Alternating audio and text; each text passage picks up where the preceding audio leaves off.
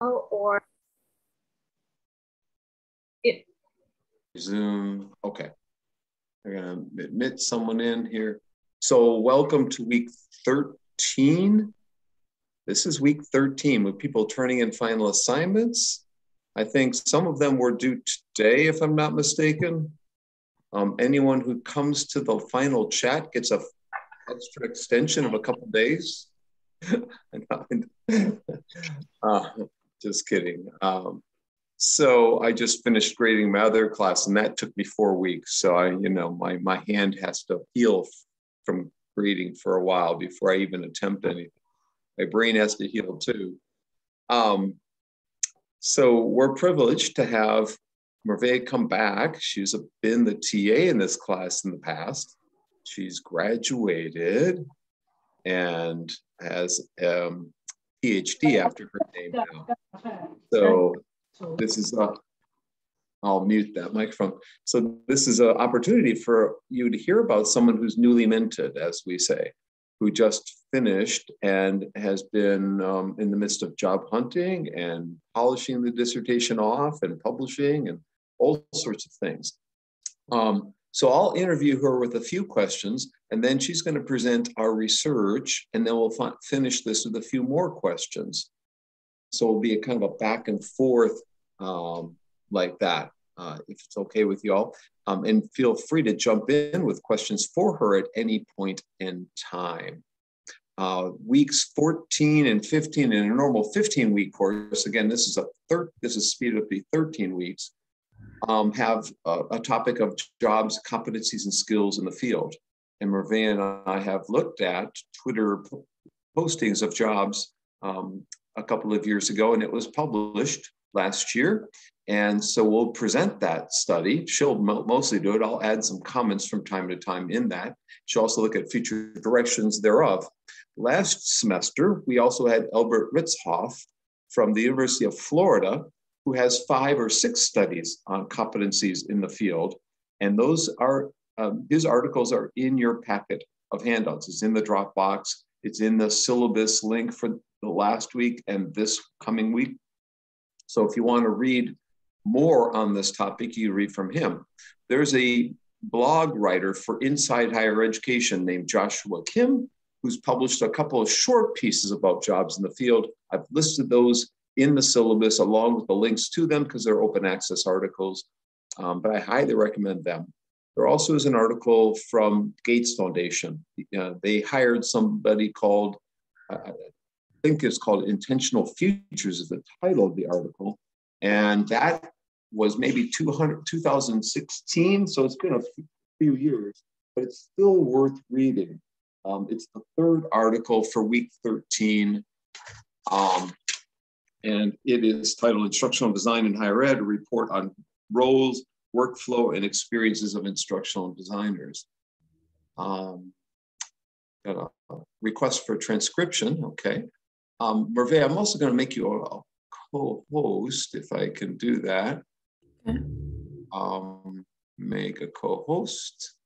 Yes, okay. So now you got control over the slides and so forth. And we've got that scrolling at the bottom. So why don't you, let's see, we'll ask you a few questions first before we present. So first off, what is it like finishing the final year in terms of dissertating and having it all come to fruition and completing it? Because you were dissertating for maybe 2 years, maybe 2.5 years. You want to describe the process that you went through? Might have some advice for other people in terms of that process? And sure. So Actually, as you said, for 2 years, I was trying to finish because of the COVID. A lot of things changed. My data collection analysis process delayed. So it was a little bit complicated process, years for me. But at the end, you feel more free, more relieved because you will have more autonomy on your future research. So yeah, it's mixed feelings for me because of the pandemic plus the unpredictability of the job market, because almost all universities put a hiring freeze. So it was very challenging actually. But this postdoc provided me more time for like a transition period for me from the graduate students aspect to do. I'm looking for, by the way, faculty jobs in the United States.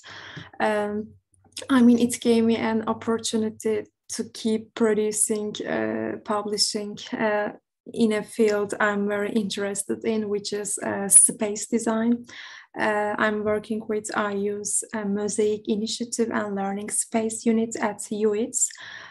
We are looking for how to support innovative classroom design, as well as how to assist faculty to use these kind of innovative active learning classrooms.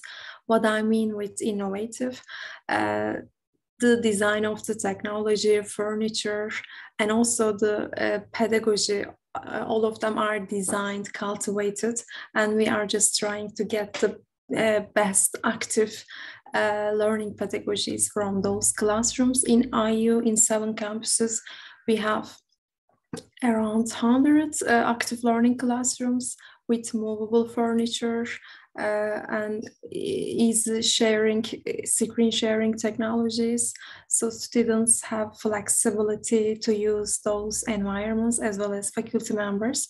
So yeah, in my dissertation, by the way, I was looking for a conceptual understanding of some virtual spaces.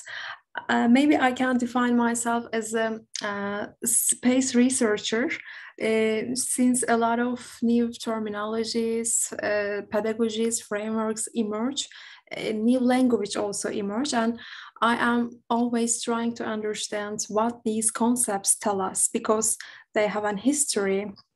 They have sometimes geography, when it emerged, where it emerged. So I am doing something similar in both my dissertation and postdoc research. Maybe the study today, we will present you the job analysis, especially 5 different professions. It is also stemming from the same interest for me, how we can understand different jobs. What is the difference between educational technologist, instructional designer, instructional systems designer, or learning experience designer? So why they are emerging, and how should we understand these emerging language terminology? Dr. Bonk, your initial question was my transition. I forgot the question, by the way, and you are muted. There are a lot of complications in finishing, and IU doesn't make it easy at times, and nor does international programs. You have to get things, you know, when you're an international student, you had to get things validated to stay, and so forth. So you face many challenges in the end, not just the final hoop of passing, but there are other things. You want to briefly mention the other things that, the challenges that you faced near the end? Right, thanks for bringing that up. As an international student, I was on an F1 visa. So you have to extend it every 2 years, sometimes 1 year. So you need to go back to your own home country and do that things there. And also after you graduate, you need to leave the country if you are losing your F1 status. So you, again, international students are given the opportunity to work full-time under the OPT, work authorization. And it actually, I didn't get enough training or information until I get that point. So it is very long process. You have to wait a lot. I waited almost 4 months, and the strange thing is you can't work anywhere in those waiting time. You can't go back to your country because you may not come in again, and you cannot work. So it was a little bit difficult for me. unemployment process 4 months without any income. So it is the one of the, I mean, after you finish your grad studies, it is not definitely end, and more challenges are waiting there for you. But thankfully, I just received my authorization two months ago, maybe 1.5. So, I mean, you have to control a lot of variables at the same time, not only academic parts, but also those bureaucracy, political parts are difficult for the grad students. I'm sure for the American students as well. Job hunting, job searching process by itself is very challenging, but just a little layer of difficulty is those bureaucracy. So yeah, I mean, I think maybe grad programs should provide that kind of training to do senior grad students as well before they graduate. It was something very unexpected for me. So, thanks for asking, Dr. Bonk. Am I muted again? No. No, you're good. Yeah. So you've been through 3 educational technology types of programs: your undergraduate, master's, and your PhD. Right. So, and after my high school as well, I graduated from an occupational high school concentrated on computer science. Mm-hmm. So computer science and instructional technology have been your life for a long time. Mm-hmm. You know, in retrospect, would you take the same path? I'm just curious. What was plan? Let me put it this way: what was plan B if this didn't work out? Okay, I think when I was going to high school with a concentration on computer science, it was something, a good feeling, because you are a couple steps ahead of your peers, your friends, because at that time the coding was getting popular, and I was literally 14, 13, and I was writing C+ coding, and it was increasing my self-confidence a lot. So I would do the same again, actually, having computer science in my life in an early age, increase my digital literacy a lot. So, and it prepared me for the university, college life as well. So when I started computer education and instructional design, I came to the college with a lot of skills and abilities in the field. So it just facilitated my transition from high school to higher education. But if I was given the same chance, I would improve or support myself with more interdisciplinary courses. For example, I just started reading about philosophy of technology and sociology in the PhD level. I wish I could have more opportunities to get those courses earlier. So it will enhance my perspective to technology, how it cannot be separated from society and psychology. I just had a chance to see it while writing my dissertation, because the technological concepts are integrated into daily life, and you need to have definitely a philosophical perspective to understand those changes, those paradigms, and unfortunately it was missing in my curriculum. So I'll stop you there. Mm-hmm. You're also giving back in the sense that you have a YouTube channel. You want to tell people what your YouTube channel is about? Sure. It was an idea, actually, started during the COVID. I will just quickly share my screen. In 2019, I was always at home and trying to produce something, because teachers, most of the students' parents, for the first time, they just face with the online education notion of homeschooling, online learning. So I realized that most of the tools are in English, they don't have much access to those tools. So mostly I just translated many content into the Turkish and prepared some instructional videos. Actually, I had a lot of videos. Right now, I don't have much. I deleted some of them. I didn't like it after I evaluate. I'm producing whenever I have available time. I'm producing new ones. And that time I was using braces and I didn't like my own image. I deleted most of them, but basically when I showed them homepage, majority of them, like recent one, Miro, Jamboard, what is the purpose, how can parents can use it. So it is now in Miro, Turkish. mail adreslerinden. So yeah, it's just a service for me to give back to the community, how I could support their online learning process, especially for parents. What is your fan base like? What do you know if you have a following at all in Turkey or what?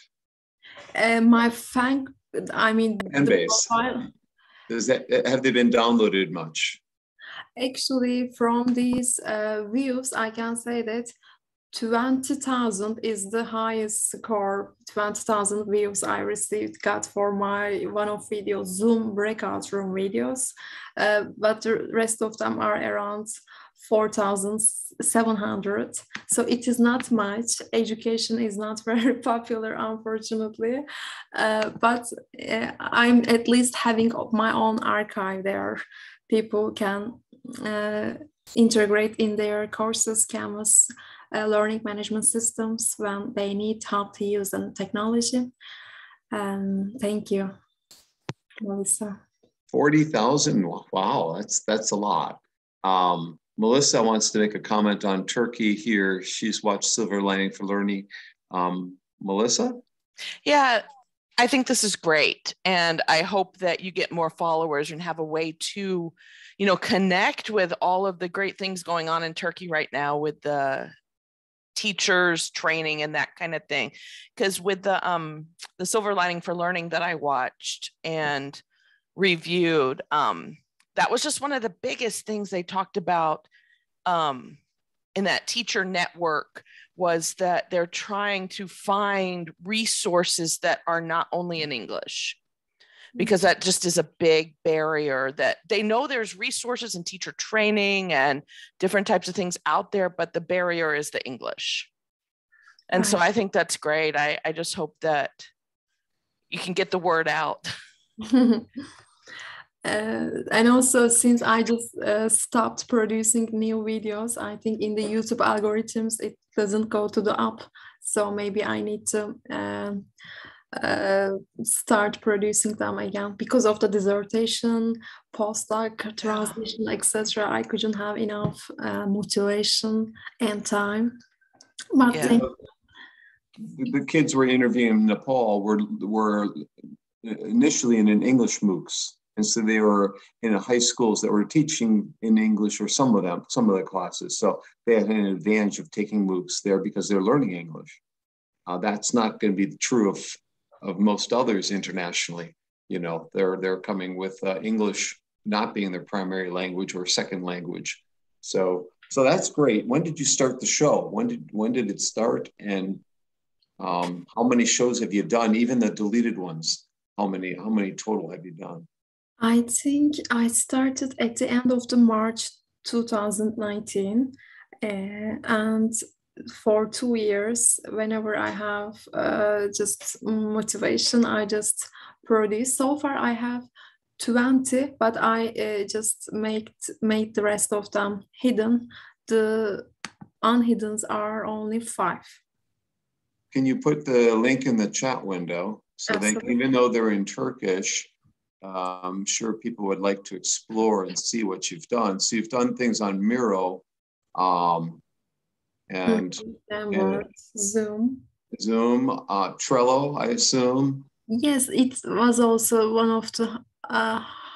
I just hide them also. Yeah, it is not visible. Did it help? Does doing things like that help you in terms of applying for jobs, either in your application? Did you put that in, or when you interviewed, did you talk about it? Actually, so recently in my CV, under the service part, I was providing the link of this YouTube channel. But since the content, the number of the videos are not too much recently, I just deleted that part. But yes, it was definitely helpful. Just also for me, I had a chance to reflect on my own digital identity, how I am using camera, or whenever I am talking about an instructional design product, a technology, how should proceed. I mean, it's actually very difficult. I had to record some of them 3 times, 4 times whenever you make a mistake. Oh, really? It's difficult. I was using at the beginning the green screen behind of me. So editing after the recording, also taking a little more time. And then I just switched to the screencast only, recording my screen and narrating on the video. It's more quicker.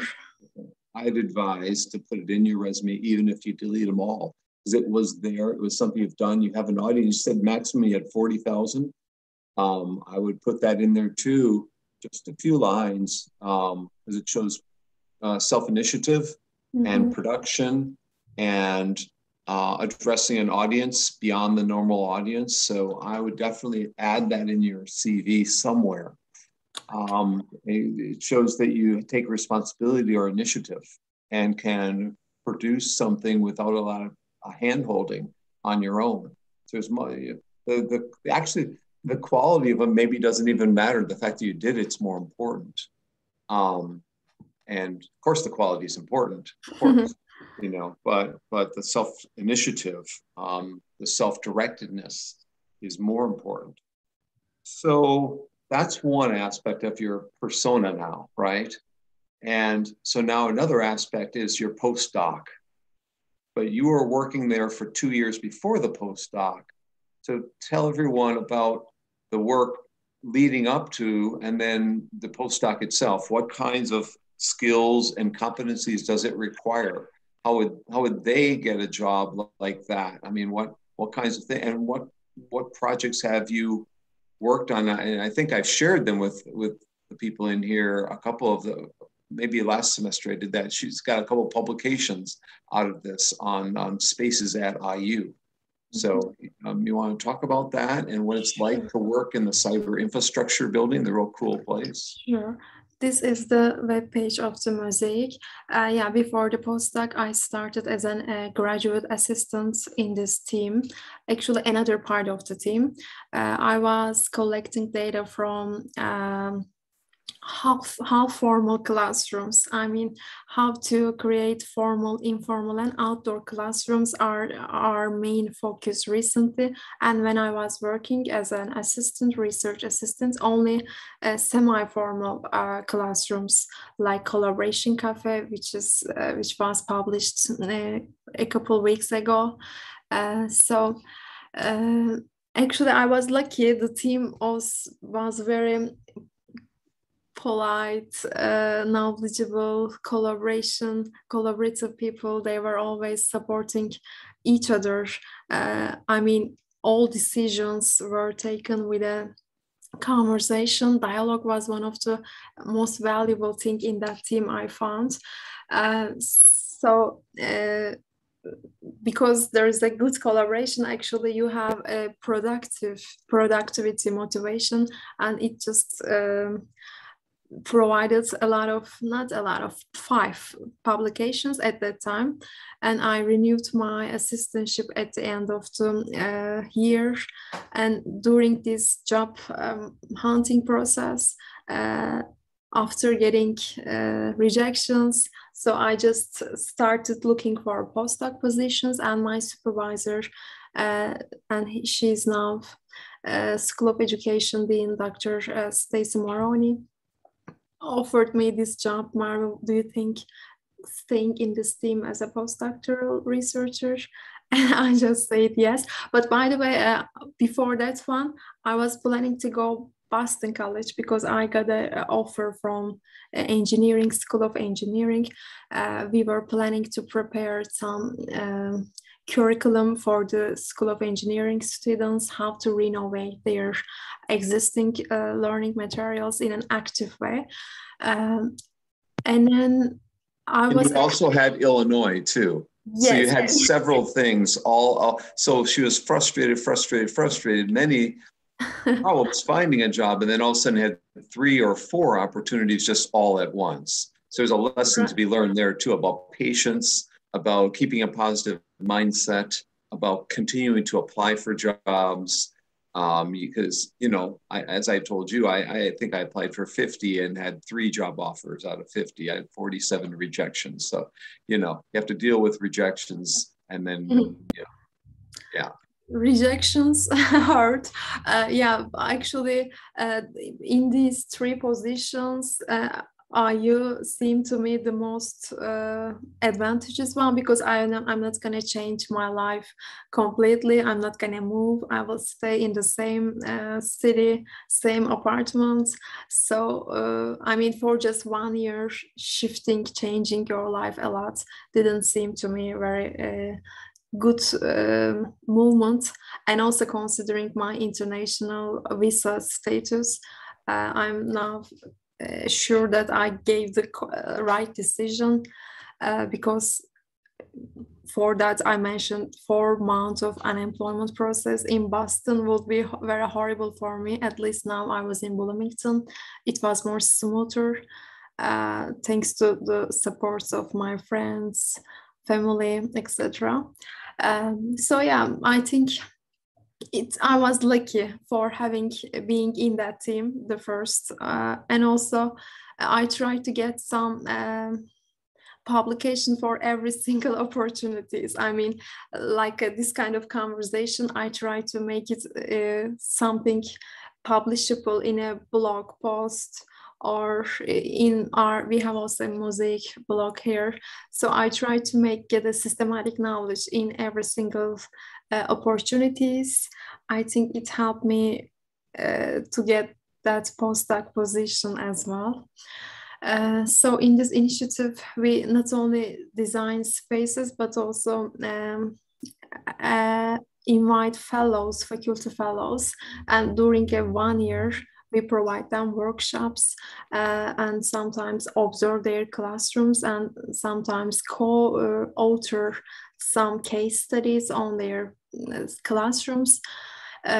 Therefore, again, you have to be always collaborative. And even if you don't know some different content areas, you should find yourself in a public health classrooms or data science class, trying to understand what is happening in a different subject area. So Dr. Bonk, my keyword is collaboration, to get those satisfying experience as a research assistant. And still we have collaboration, but this time we are doing something different. We are analyzing furniture movement technologies using some heat maps, more methodological paper studies we are doing this time, by just recording some movements like space studies. We are trying to understand what are the mostly frequently used fields, spots in a classroom or furniture, to understand their tendencies of the users. So this time it is not a case study, it is more we are trying to produce a generalizable knowledge in a large classroom settings. So Melissa, she's also studying space at IUPUI and has published on a space, because Melissa's in Indianapolis, called the Idea Garden. And so, you know, that out in EDUCAUSE Review or EDUCAUSE Quarterly, what was it? EDUCAUSE Review. Yes, the Idea Garden study was published in EDUCAUSE Review. Yeah. So I actually don't know if EDUCAUSE Quarterly still exists, but they used to have 2 things. But so that Mosaic project is really for active learning on all IU campuses, but mainly Bloomington and Indianapolis campuses. You know, we've had a lot of experienced people come in during the last few weeks. Probably we've only had about 4 or 5 younger people in of these 15 or so chats. Can you describe how someone who's new and, you know, just graduated in IST or even as a graduate student, how they market themselves? Can you describe them, how you market yourself? Okay. Again, it depends on the individual. I mean, as you can imagine, our field is in the intersection of both technology, education, psychology, design. So after your grad studies, based on your tendencies, the courses you selected or the research area, you might be in a large scale. I mean, like an instructional designer to faculty member or a CEO of somewhere. For me, I was so focused on staying in academia and finding a job like a research associate, postdoctoral position, or faculty member. So mostly what I did is I focused on the publication and research part. But if you want to be in the private field as an instructional designer or learning technologies, I think the best way will be having a portfolio, showcasing, displaying your design courses, your elements, graphical elements. So based on your motivation, I think, Dr. Bonk, the answer changes. For me, I'm more academic oriented. I am mostly looking for higher-ed jobs, having a focus on the teaching and research. I mean, I think it depends on person, on interest, or even on geography. You are muted again, Dr. Bonk. Hey, can you unmute yourself first? It doesn't work.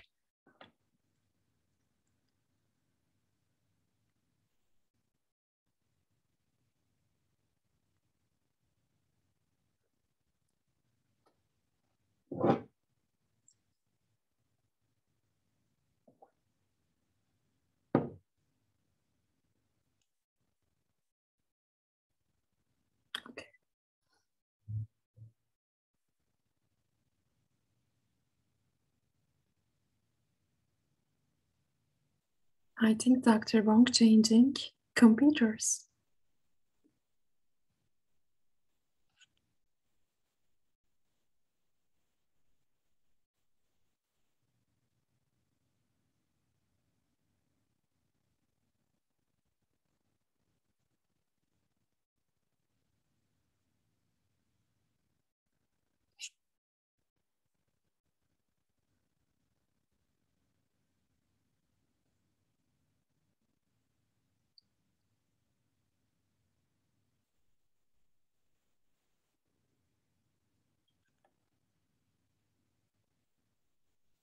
Can you hear me, everyone? Yes. Okay, I was suspicious about myself. I thought I am frozen. It looks like Dr. Bonk made you a host. So yes. oh, he's gone. Is he gone? Yeah, left. Yeah. He left, so he'll come back, I guess, on another computer. While waiting him, if you have any specific questions, I don't know your interest, research interest, but I will be happy to answer.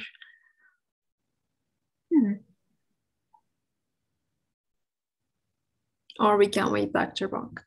Maybe I can stop the recording or pause the recording. About your book project. Sure. I can identify myself as a space researcher. So both physical space, like in the mosaic research, and also virtual space are always something that is interesting for me. And in that book, it is on cyberbullying. Actually, it wasn't homework assignment for me. In my second year, I was preparing an assignment for Dr. David Estell's Psychology of Youth course, something like, I don't remember the number of the course.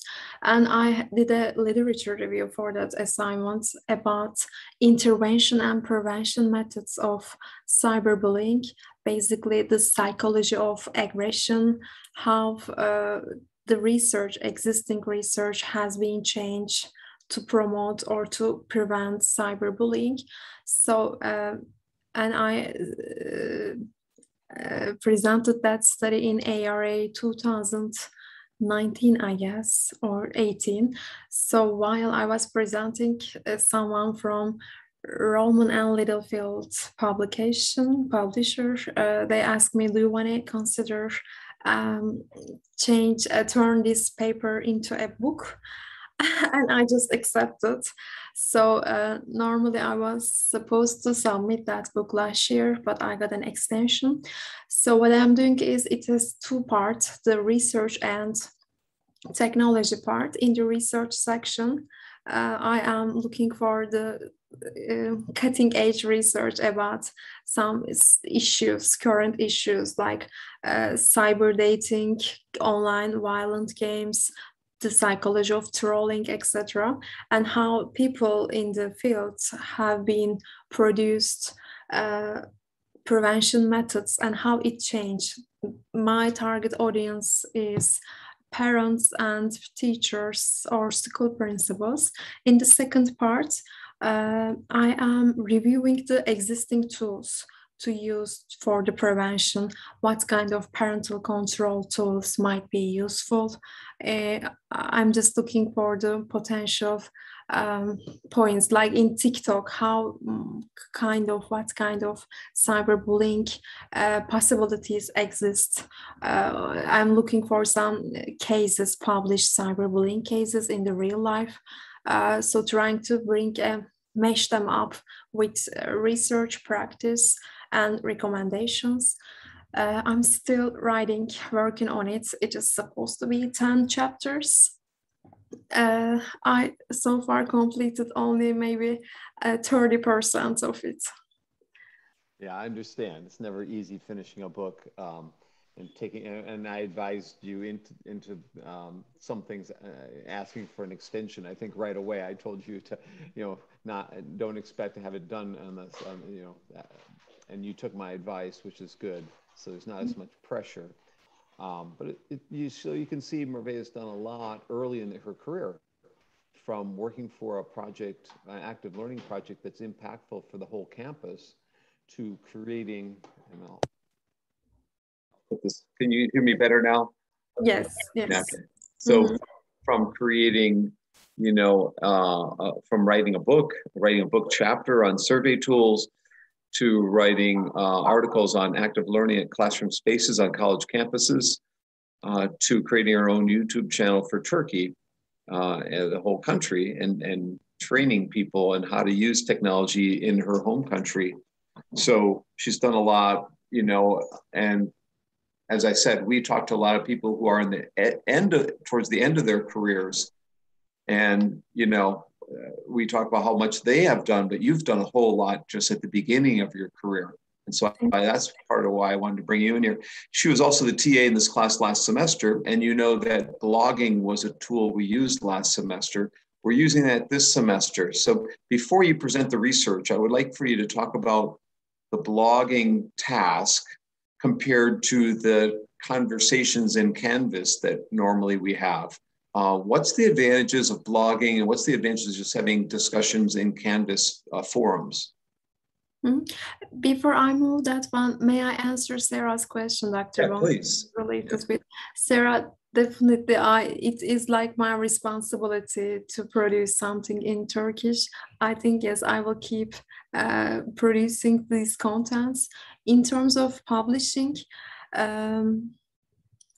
most of the Turkish journals are also in English. So I think with Dr. Bonk, we published the Contemporary Educational Technology. It is a Turkish journal, but you have the opportunity to both publish in Turkish and English. We just publish in English, but definitely it's in my agenda to do something to publish in Turkish.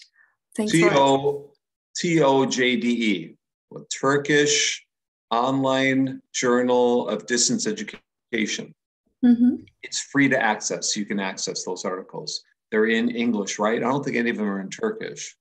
Yes, it is purely English, but both language available for other journals. So have you answered Sarah's question fully?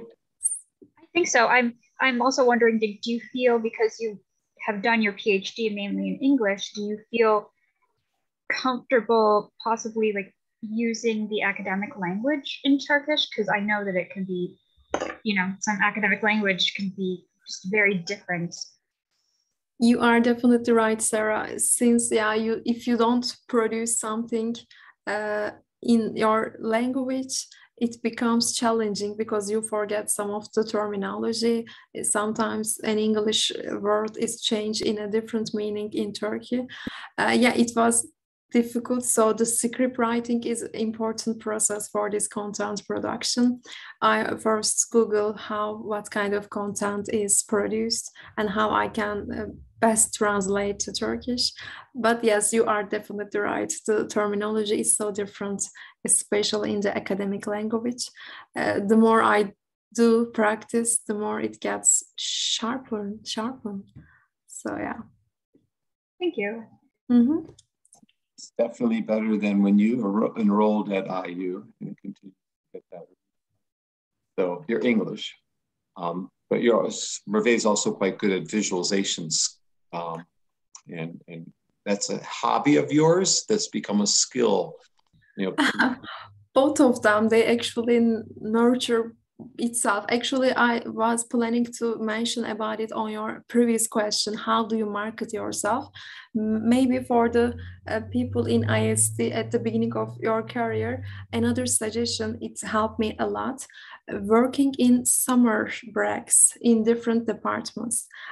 For me, the milestone was working for the public health online education initiative.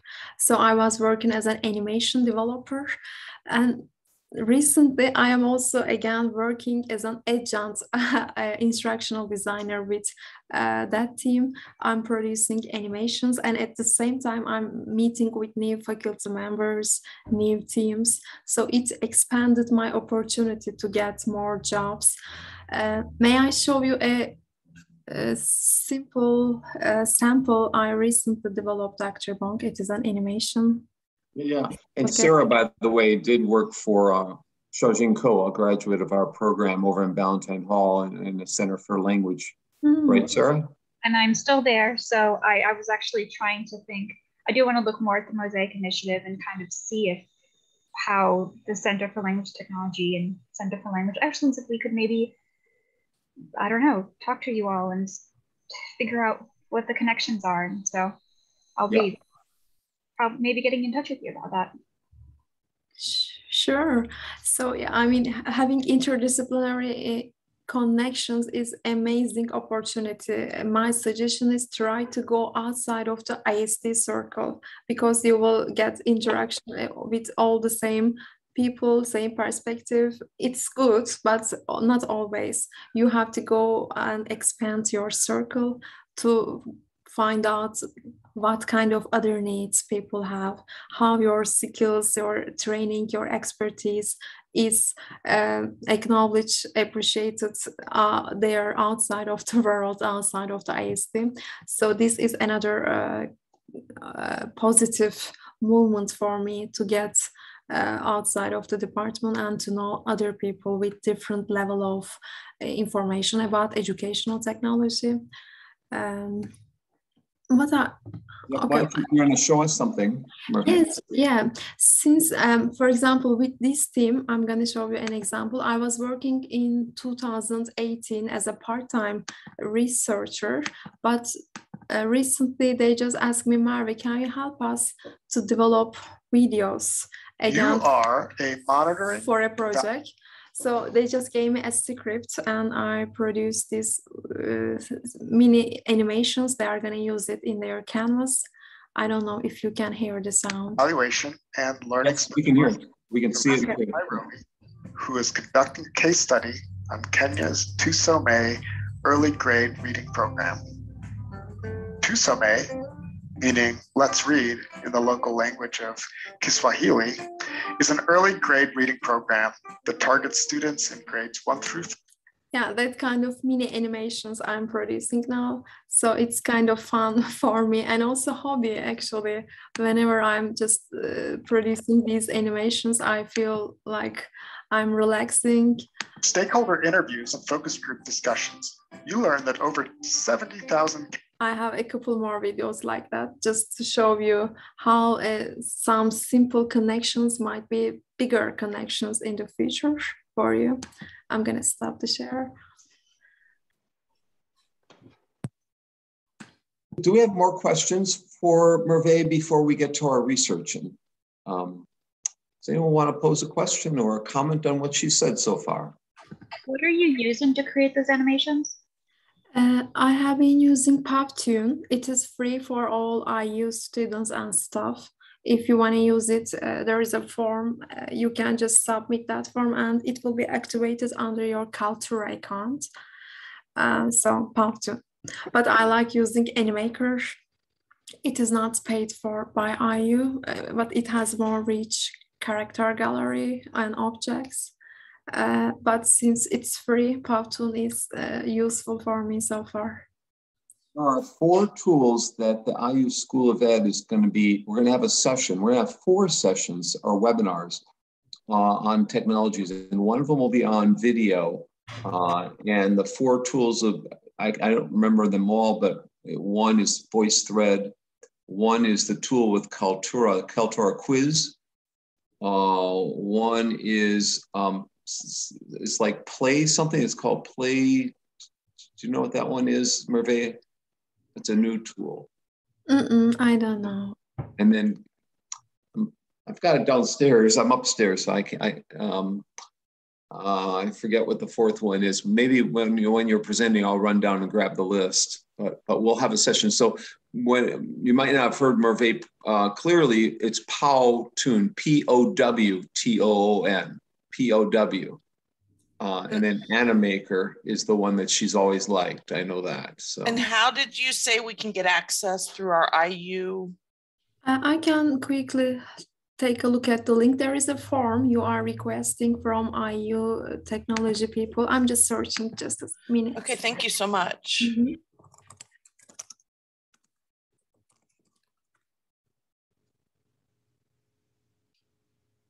That's the other reason to bring a guest who's an IU person, because none of these other guests would know about all these resources on our campus.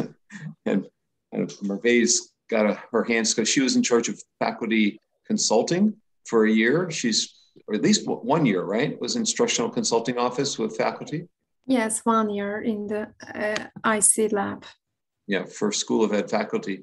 So then she trained our faculty on many aspects of learning online and teaching with Canvas. And yeah, so she's had interesting. She's also been a TA in W200 and an advanced version of the higher level course too, right? 341. Yep. I was looking for the link, by the way. I'll copy in the chat. I'm trying to find in my email soon after the presentation, Melissa.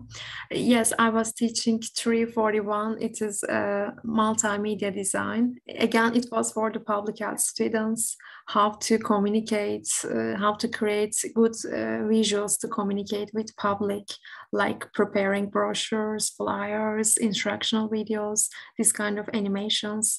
I was teaching in that course after W200. Any other questions or comments?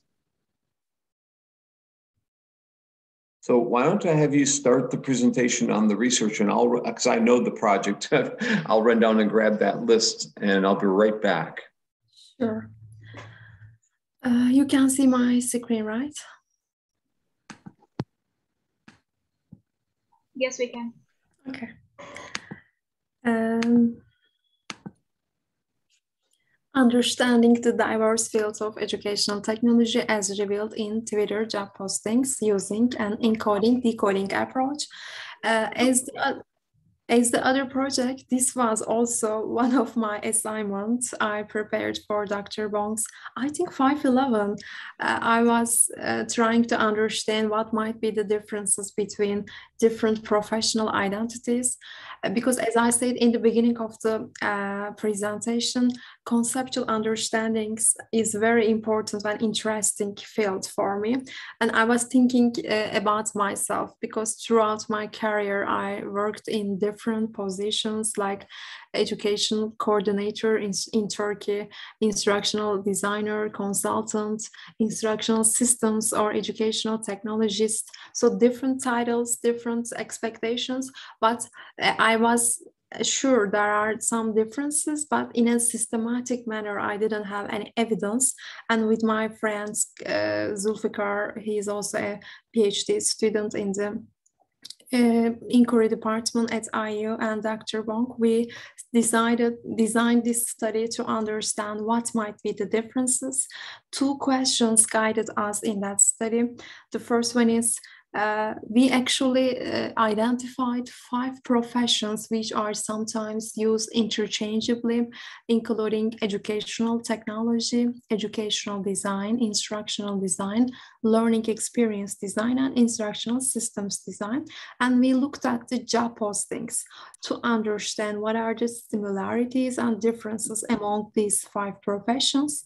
And at that time, we were interested in reading about encoding-decoding model. I will explain later in detail, and how based on this basic communication model, by the way, how these job postings can be fit into the framework based on the expectations, abilities, skills, and requirements of these professional fields.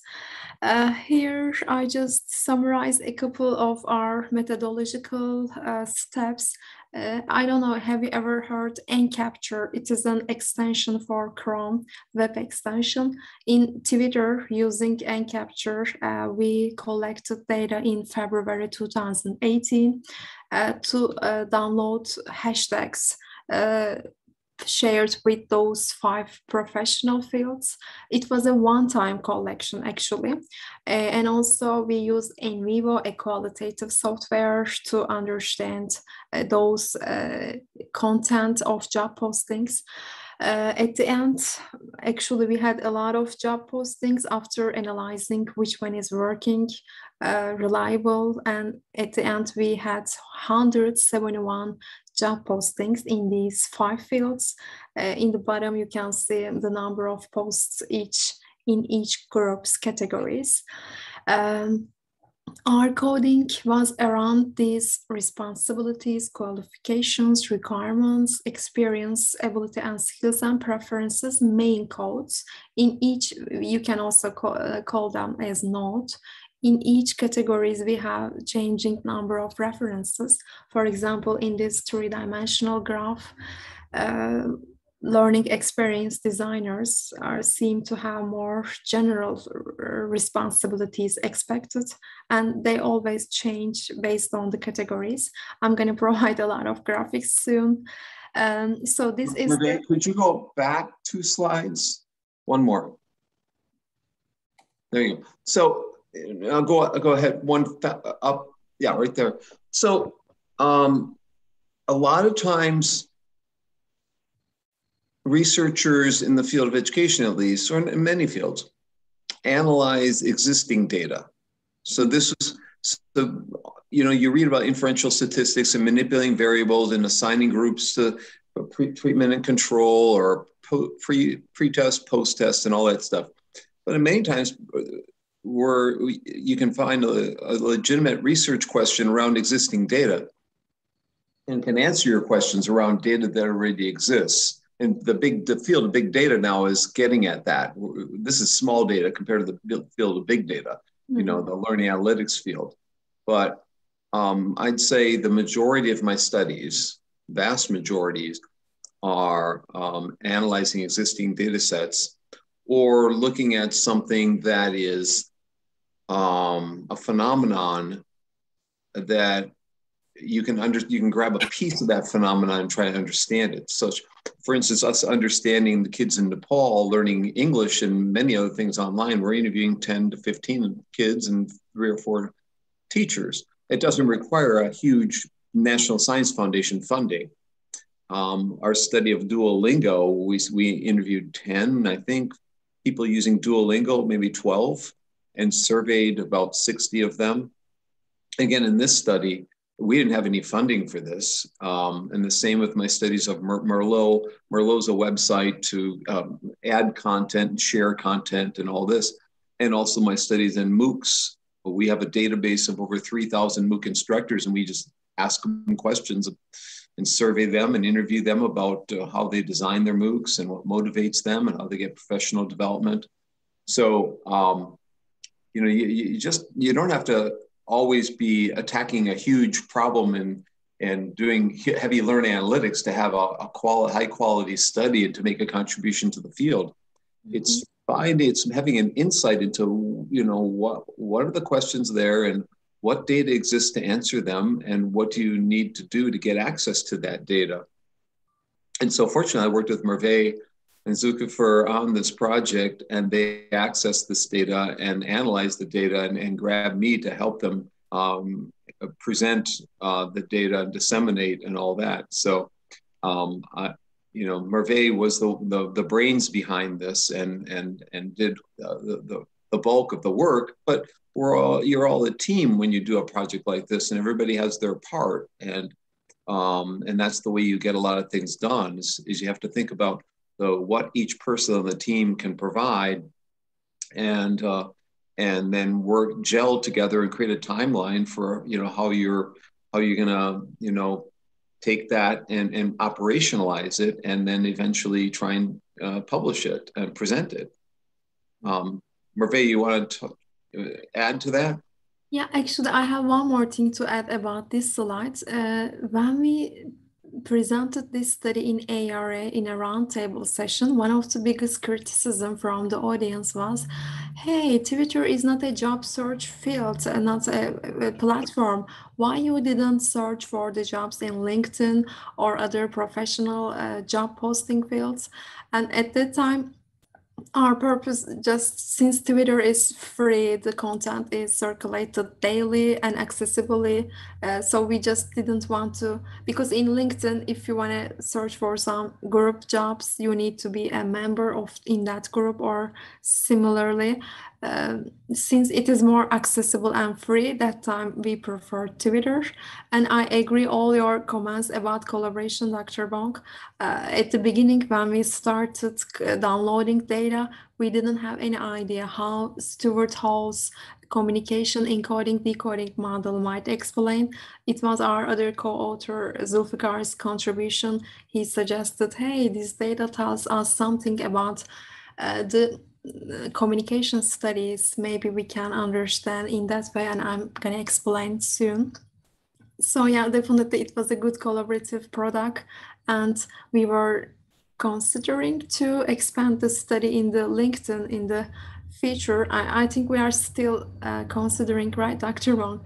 Although because of my personal postdoc or graduation stuff, it was delayed a little bit, but we are gonna do that hopefully. So this is some descriptive numbers, how we initiated the qualitative data, what kind of references we have. And Stuart Hall, maybe you might remember the encoding decoding model. He suggests that for a meaningful communication, some people encode a message and others decode that message, and in between there is an information channel. So for a meaningful two-way dialogue, the encoders as well as decoders are important. Their personal biases, feelings, beliefs might be influential to decode that message.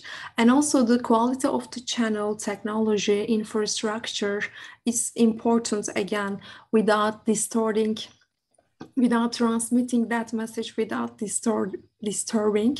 So therefore we try to understand in this, based on this meaningful communication model, in which section of this framework these 5 people are expected, are needed much.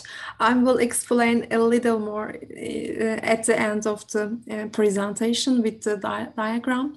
So we produce some graphics to see the density of each codes. For example, in this, I think it is called spider map graph, educational technology jobs. It seems that in terms of ability and skills, has the most prevalent codes in these subcategories like language ability, organizational skills, project management skills. In the paper, we also included a word cloud to show what kind of abilities, what kind of skills are expected, like continuous learning, development, strong communication are some of the expectations in terms of abilities. Similarly, in the experience category, we can say that instructional design jobs, it has 3 branches, and learning experience designers has the most prevalent codes in these categories. And in terms of experience, maybe from a word cloud, it might be a little bit difficult to read, but producing solutions, development skills, tools, management, these are some of the examples for the experience category.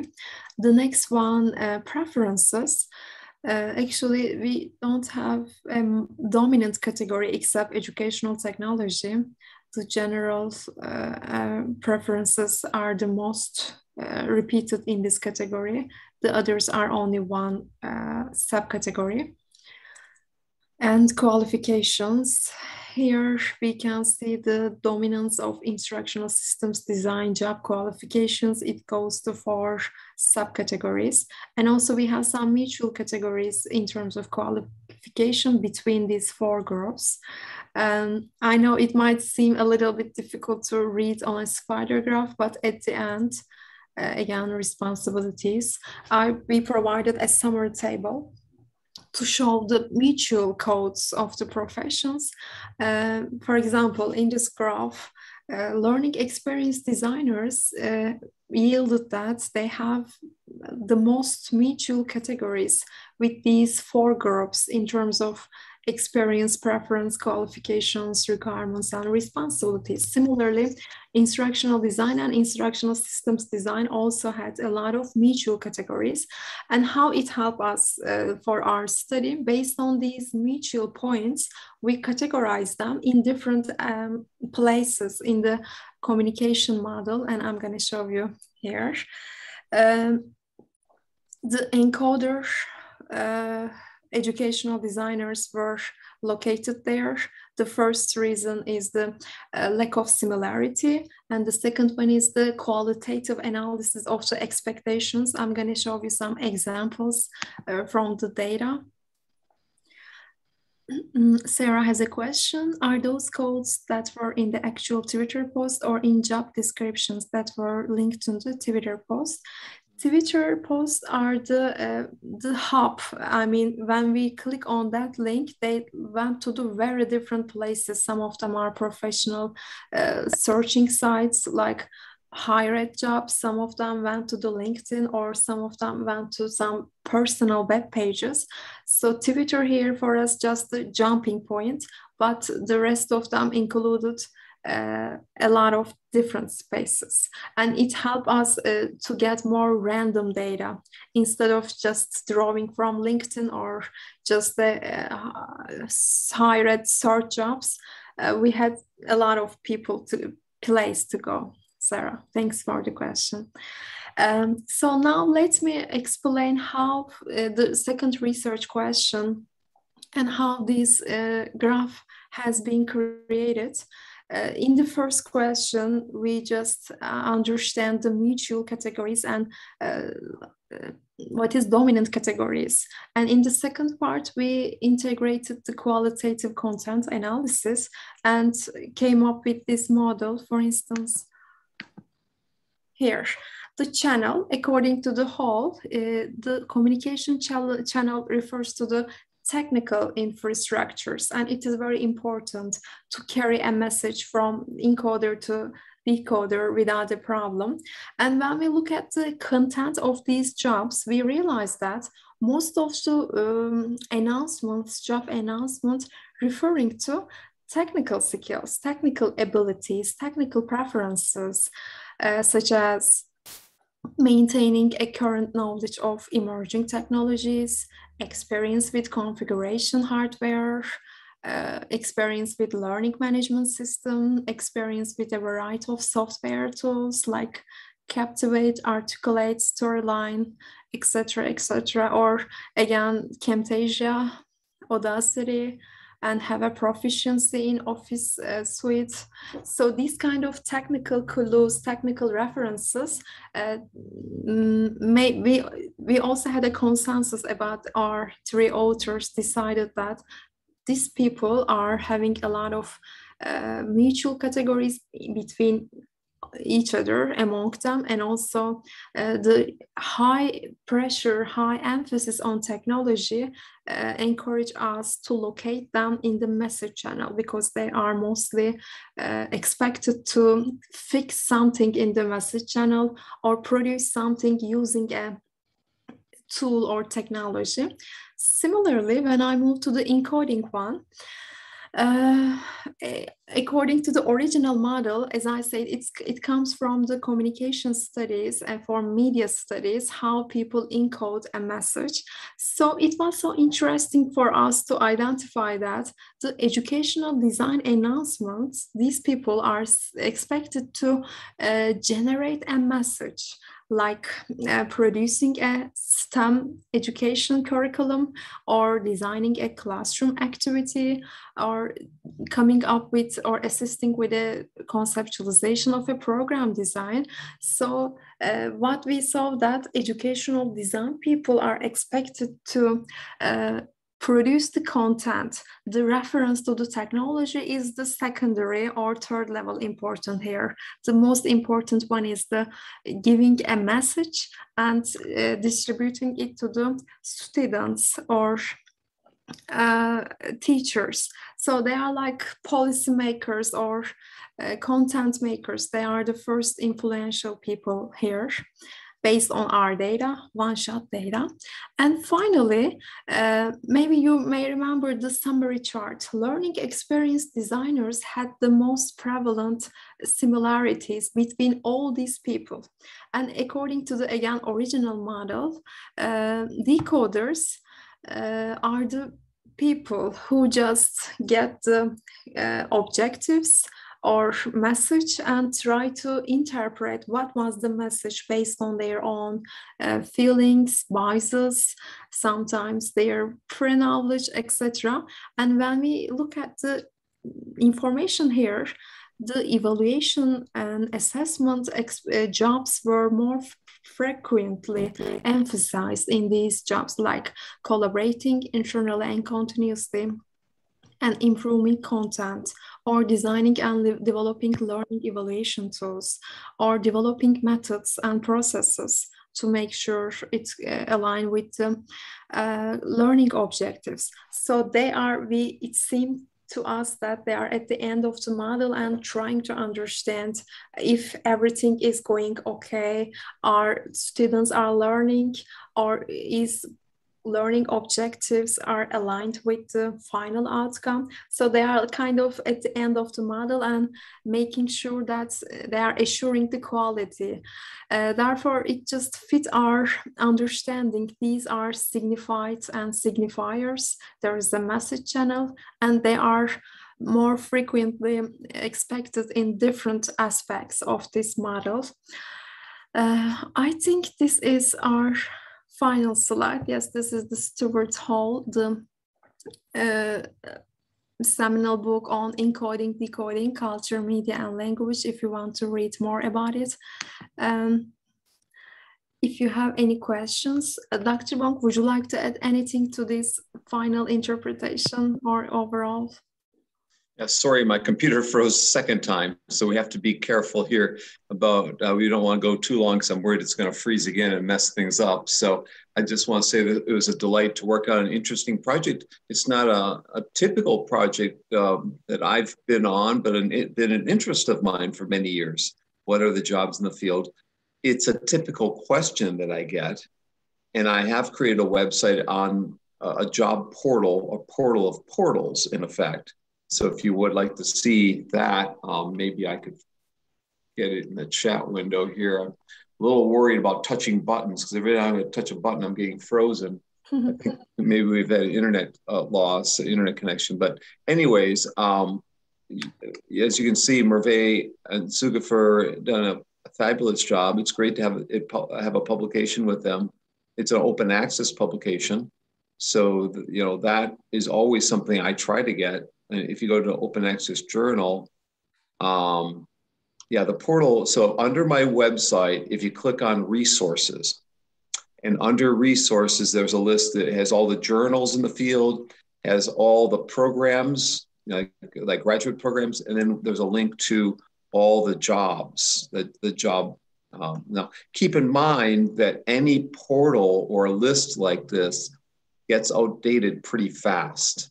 And so there might be a dead link or two or three. Don't give up. If you click on the first one and it's not working anymore, it's easy to find. And then, click on the next one, they'll be, so as I said, it's really difficult to keep that up to date. And I have an assistant that I send things to all the time.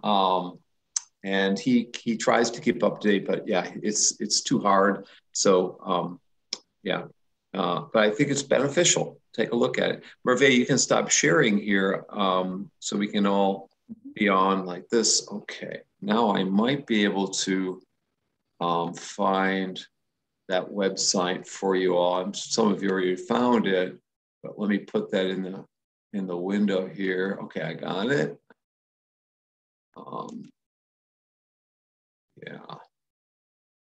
Chat. Let me see here. Go to the chat. Put that in there. There you go. So if you go to that and I'll put the link to all the portals as well. So if you click this link, so those two links would be maybe beneficial for you. Questions for Merve about her career, or about this study, or about her future?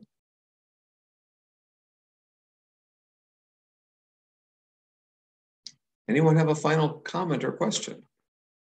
Because I have one that we didn't ask you yet. And I sent you this ahead of time, so you had time to think about it, okay, Merve? So what are 2 or 3 of the most impactful moments or projects of your career so far? If you had to pick 2 or 3 things out, what would they be? I think this paper I just presented was important, that shaped my dissertation study as well, because it gave me the first time opportunity to think about why conceptual understanding is important for the field. So as I said, concepts are, a lot of information is embedded in the concepts, the history, the geography, the politics, everything. So if you try to understand concepts, you can see the human side as well. So in my dissertation, I looked at 10 concepts like online learning, open learning, e-learning, etc., how they are changing, why they are used interchangeably sometimes in the Turkish context. So it is one of the first influential study. The second one is, it is a set study actually as well, the ageism and sexism paper with Dr. Lisa Huber and again Zulfikar. We conducted a visual content analysis in Turkish media to see how old women murder news are portrayed and framed in the media. And we found very evidences about ageism especially, and also sexism. I can share that paper soon as well. So it was another shocking facts, how our discourse is changing the society and how produced societal facts are influencing our discourse. Especially media reporters are doing this a lot. So as an academician, I had a more awareness. The words, the frameworks, our narratives are shaping our thinking style, and they are just always in a circle influencing each other. So it gave me a good opportunity to think about the power of the words, how they can create inequalities or remove the inequalities. So these are two very important milestones for me. And I, beside the content as a format, while being in the publication process, I learned a lot of things. Especially, maybe Dr. Bonk knows better than me, if you are publishing with a SSCI journal, they have very high standards in terms of editorial aspects, and you have to get a lot of feedback. Every single word, they just revise it. I got a lot of emails until it is published. So it taught me a lot of things. You have an SSCI journal publication? Yes, that paper was an SSCI, and they are so picky, so careful about every single sentence's words. And we got a lot of feedback just after the acceptance.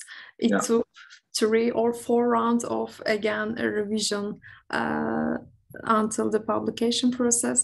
So I mean, aiming one of those higher journals improves your writing academic perspective a lot. I definitely recommend you, even if it is not published, those interactions tell and teach a lot of things for me. And in terms of non-academic, the instructional design jobs, my experience with Dr. Lisa Huber at School of Public Health was another good experience for me, to work with stakeholders, to understand their needs and produce some animations and other visual materials that will be helpful for an unknown audience. It was something interesting, and I got benefit in my current job. I'm still using the skills I learned there while working for my postdoc, as producing some graphics data, or in all our papers, we are trying to come up with some visuals. Yes, tables are important, powerful tools, but some other infographics or adding more visual always increase the power of the message. So I'm using them everywhere in my life, in my career. And some of them are in Miro, some visuals you have using tools for that. So SSCI is the goal oftentimes, is social science citation index. And that usually indexes the higher quality or tier 1 journals.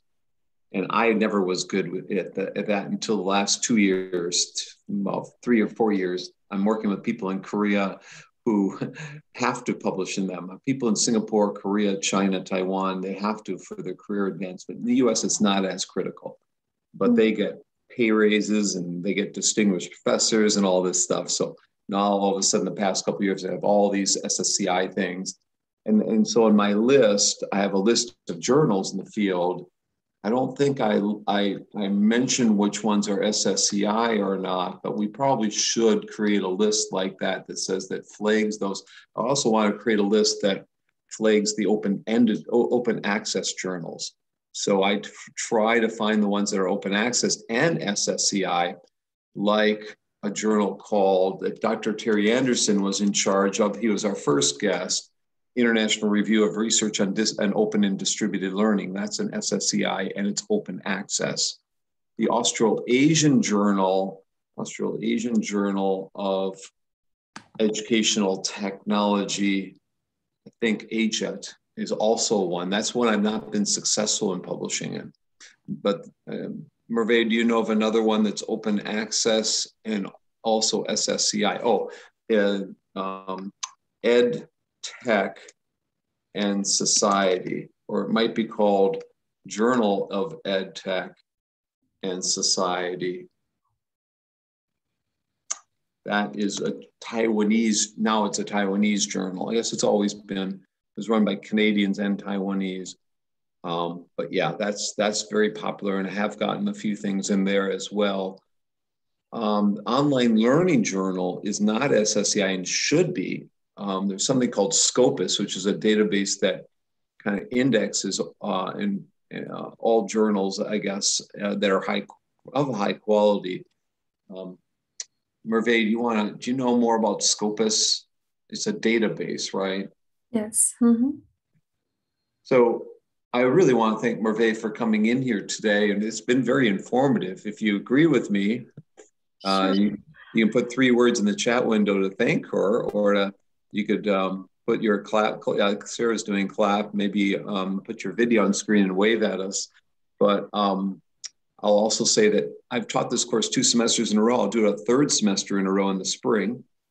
I think Merve did such a nice job that I'll try and convince her to come back in the final week 15 in the spring semester, and do the same kind of talk if she's willing, but because I'm not going to do it the following semester. And I maybe not for a couple of semesters, I'm not sure. But for sure, I'm going to get a break from 3 times in a row, because that's a bit much. And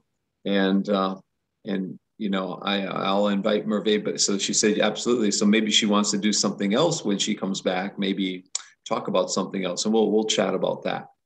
Sure. So. And I shared the Powtoon access form in the chat. You can fill out the form, and it will be activated in a couple days in your Kaltura.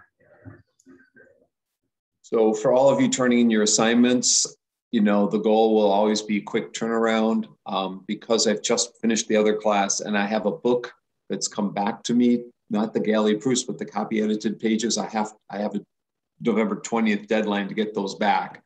So I have several things I need to get to before that. So it won't be right away. It'll be as soon as I possibly can. Yeah. Be patient. Thank you. And again, let's give her a round of applause. And then I will stop the recording here. Hopefully this will let me stop and send it to the cloud.